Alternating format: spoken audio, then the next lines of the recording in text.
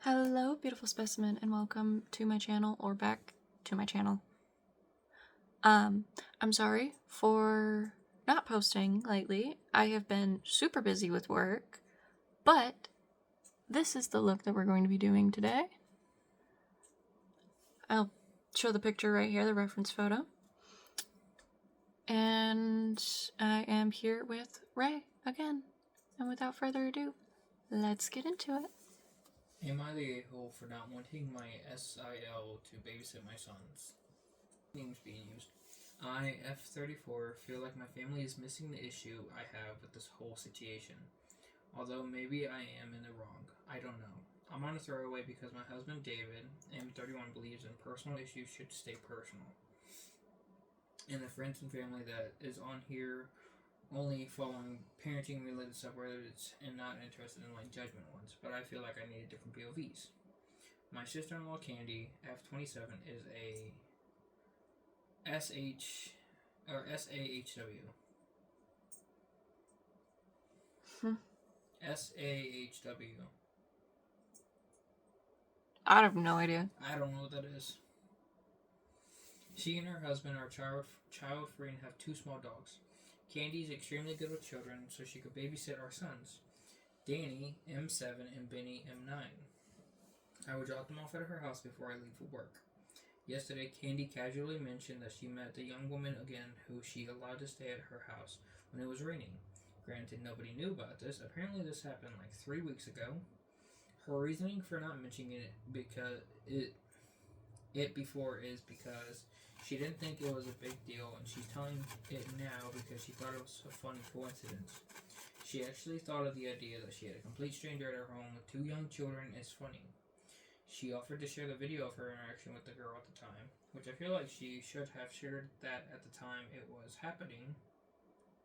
She thought it would put my mind at ease to see that the girl didn't pose a threat and that she did leave once the rain stopped like she promised and was apologetic for inconveniencing her. That's still a stranger. There's no way Candy could have known that she was lying at the time. I'm still on the fence whether or not that woman was a threat. Situation seems too strange. It's because of that nonchalant attitude that I decided that I don't want Candy to babysit our sons. I told David that we need to figure out another childcare option. Maybe go back to the YMCA childcare center. Until then, I told Candy to share access to the cameras to me, and thankfully she and her husband agreed. Now, nobody has said that I was wrong to be upset about the incident. However, they still think that I should continue allowing her to babysit the boys, saying the same thing, that it didn't seem like a big deal. Family-wise, my mom is the only one supporting my choice. I mean, having a stranger in your home, especially nowadays, is scary no matter what. Doesn't matter if it's a female, doesn't matter if it's a male. It's terrifying, especially because some people will use a woman to lure you into a false sense of security. Because what is a woman gonna do? You never know. It's better to lead with caution.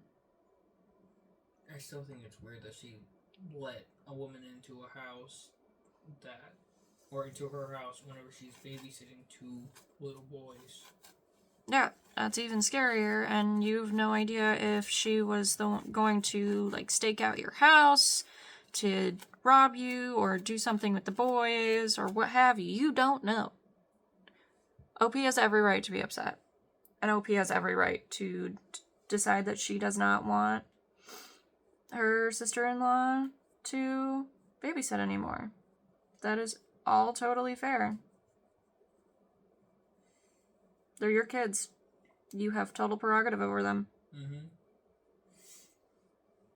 Am I the a-hole for not allowing my daughter-in-law to host a party at my house without asking me first? Wild. I, 58F, live alone in the house my late husband and I built. My son, 30M, and his wife, 28F, live about 30 minutes away. We have a good relationship, though I wouldn't say we are extremely close. Last week, and I found out through a mutual family friend that my daughter-in-law was planning a small birthday party for herself at my house. I was confused because I haven't been told anything.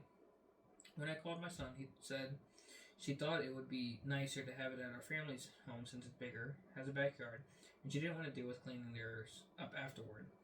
I was shocked. I told them that no one can just assume they can host an event in my home without at least asking me first. My daughter-in-law got upset and said I was making things difficult for no reason. I reminded her that I'm not a rental hall and that respect works both ways. Now she is not speaking to me. My son says I could have just let it happen to keep the peace. Am I the a-hole for setting this boundary? No, she literally said she didn't want to clean up her own home after it, so she's probably not going to clean up yours. That's ridiculous and wild, and no, you have every right to set that boundary. It is your home. Your home, your prerogative. You know, so like whenever my family hosts parties at people's places, they stay clean. Mm-hmm. Which is just, a polite thing to do. If it's not your place and you're throwing a party at that place, unless it's a venue that specifically tells you you do not have to do anything, you do not have to clean, you do not have to do anything, which even so, it's still nice to help them out. You clean. Am I the a-hole for telling my husband we would have to divorce if he wanted more kids? Oh boy. I, 38F, and my husband, 38M, have been married for 11 years. We have a 5-year-old boy. He wants more children, and I don't. I don't want to get pregnant again, and I don't want to adopt. When we first got married, he wanted 9 kids, and I wanted none. He now claims I never told him this. I did tell him, but he just hoped I changed my mind, and in my opinion, whether he remembers or not is irrelevant because now we have a child. And even if I wanted kids originally, I'm allowed to change my mind. So yesterday he says he wants to adopt a baby, and I tell him no. He got upset, saying I'm being unfair and unreasonable because I knew very well he wanted more kids. I was honest with him and told him I don't feel like I'm a good mom, and I don't like being a mom. I'm satisfied with one child, and he really wanted more kids. He'd have to get a divorce. I wouldn't keep him from having more kids, but it wouldn't be with me. He got upset and almost cried, asking how I could just bring up divorce so easily. So am I the a-hole? It's not easily bringing up divorce. It's just you don't want to hold them back from their dreams. And they knew yours, whether they want to say it out loud or not, that they knew yours. Compromise. Marriage has a lot of compromising in it. And if you guys just don't fit together, then you guys just don't fit together. If your dreams and your hopes and wishes and values don't align, then I mean, maybe it's best to not be with said person. Like, yeah, you're not gonna find someone that's exactly like you, exactly perfect, has all the exact same values as you, which is why there is compromising. But if neither of you can compromise on anything, then yeah, it's fair to say, okay, I don't want to hold you back. Let's just get a divorce, and then you can live the life that you want. You can have as many kids as you want, because that's not a life for me. And that is totally fair. That is totally fine. You never need to say or have a amazing reason to leave someone. If you just feel like it's not working out, then leave them. It is what it is. Would I be the a-hole for not being friends with someone after she called me racist? Oh.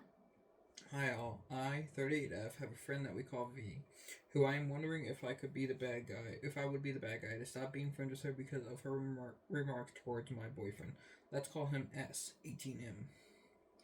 I've posted before about experience with S and V, and a short summary of what happened was I said that S, who is Chinese, reminded me of this Korean actor because they have the same haircut, skin tone, and eye color.